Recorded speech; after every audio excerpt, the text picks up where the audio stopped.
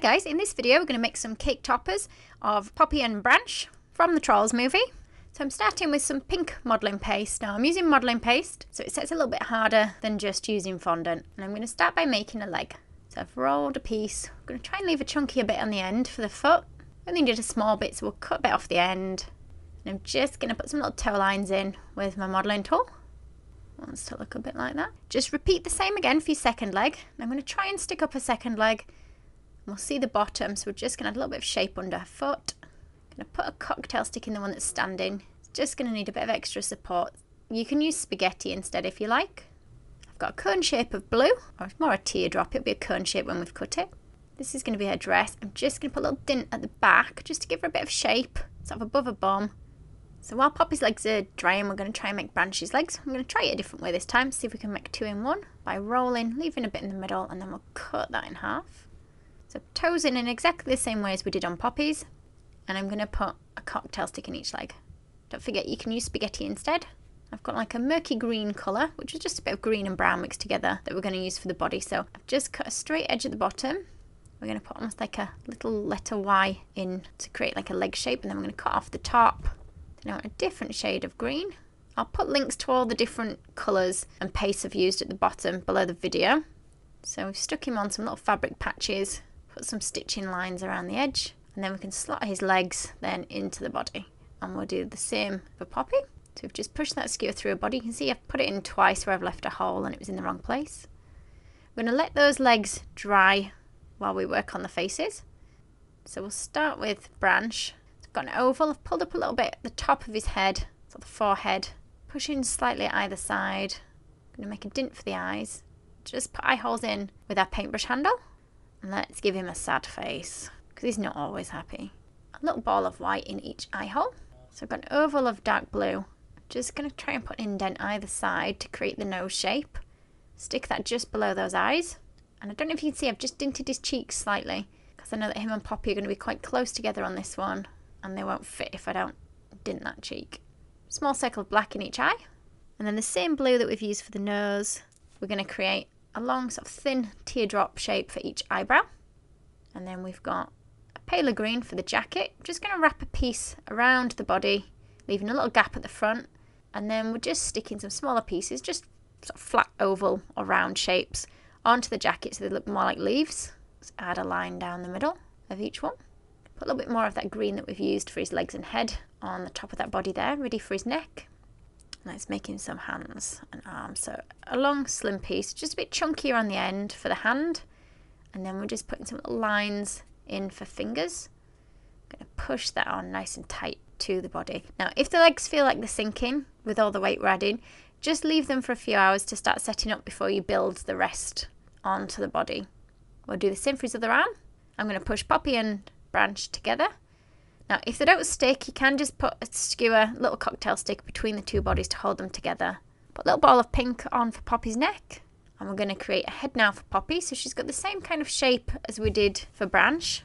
And I've got a slightly darker pink that we're going to use to create her eyelids, so it's kind of an oval shape for each one, and I've just trimmed a flat edge onto the bottom of each. Then we want a thin piece of black at the bottom of each one, just trim it off at the ends to give us some little eyelashes.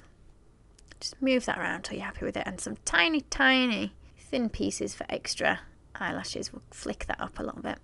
And a nose, the same kind of thing as we did for Branch, in a darker pink. So it's kind of an oval that we've dinted at either side.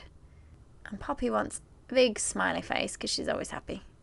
Just a couple of tiny little eyebrows. We'll point them upwards so she doesn't look angry like Branch does.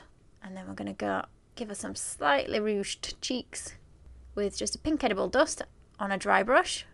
Put a little bit of it on Branch's cheeks as well. Just using a white food colour to dot on some freckles. So we're going to make Poppy's hands or arms in the same way. We've rolled a long slim piece. I've just left it a bit chunkier at the end where the hand is. And then we're going to kind of cut through to create fingers, and I'm just going to round off the ends of those fingers.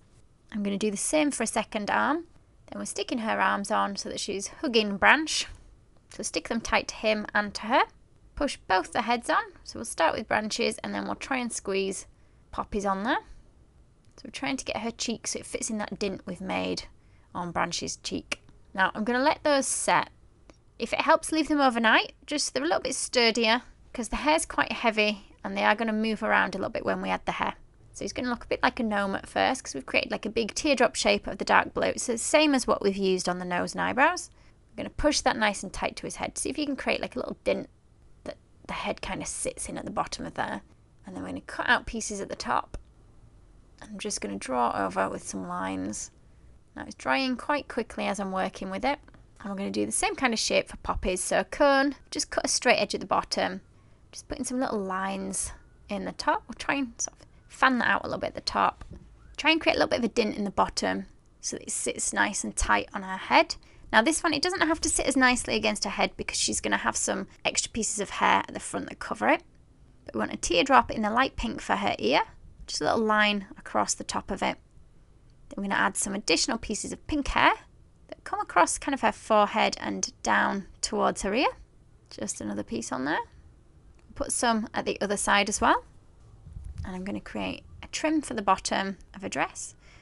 So we've got pale turquoisey blue, again just a bit of modelling paste rolled out into a long thin strip. I'm just using a plunger cutter that's circle shaped to cut out pieces in a long line, so it gives us the bottom trim for the dress. Now my plastic cutters aren't very sharp, so they have left a little bit of a jaggedy line when I've cut it. I want a dark green band to go around her head, so this sticks between the top piece of hair and those fringe pieces, and then along that we're going to roll in the same colour green some tiny pieces. I'm going to stick the 3 on the headband, and then we've got 3 teardrop shapes in some of the blue that was left over from her dress, and we're going to push those in between those kind of leaf bits we've done. Now you can create your own little backdrop for yours. I've created a rainbow, put a couple of dints in the board to sit them in, and I've stuck them in with water. I'll let those set, and then I can put the whole thing on top of a cake. If your toppers feel quite heavy, don't forget to dowel your cake so that they don't sink into it. I hope you enjoyed the video. Thank you for watching. If you liked the video, be sure to hit the thumbs up button and leave me a comment below. You can see more of my tutorials by clicking on the images on screen now. If you haven't already, make sure you click the subscribe button to stay up to date with my future tutorials. There are also links in the description box below where you can find me on Facebook, Instagram and more.